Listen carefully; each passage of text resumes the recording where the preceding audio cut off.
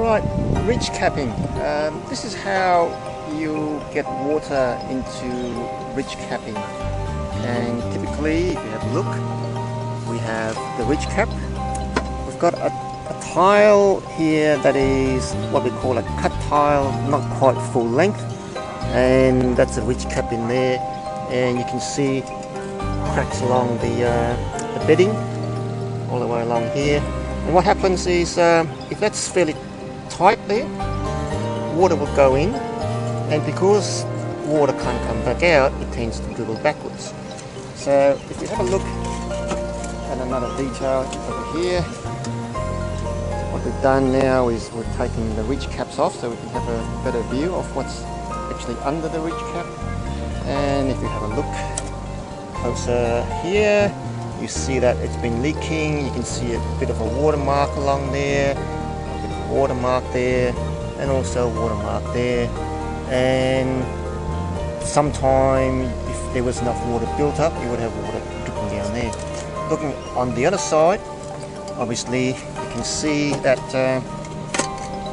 yeah, we've got a batten that's got some dampness in it. Looks like it's been leaking for a while, and you can see right there, that's the ponding mark and the streak marks going down the tile. And to compound it, this tile's just a bit short. Should really have been cut so it's that long, gives a bit more room. But the main problem is that water gets in, can't come out, and water trickles backwards. And that's the main reason why you do have leaks at ridge capping, especially where you've got a tile that's been cut just to fit the tiles on the roof. So ridge capping, what to look out for.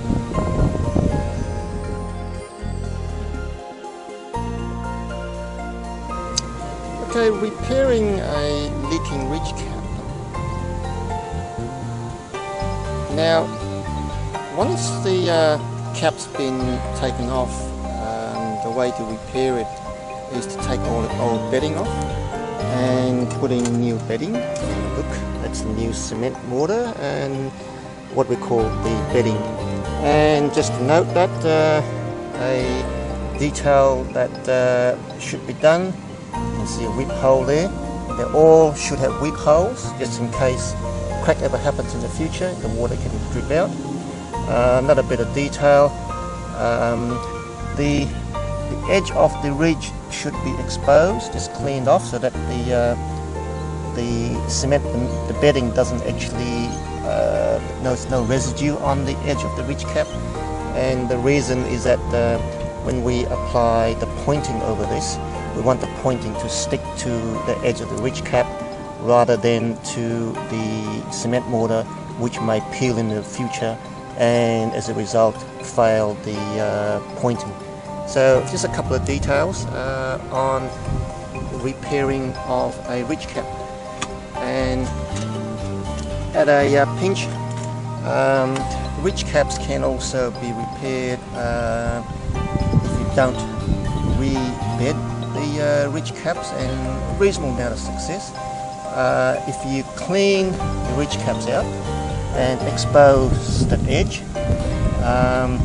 and if that's pointed correctly, the pointing will stick and won't let any water in, and usually that will work without having to do what we did here, which is to rebed the whole ridge cap.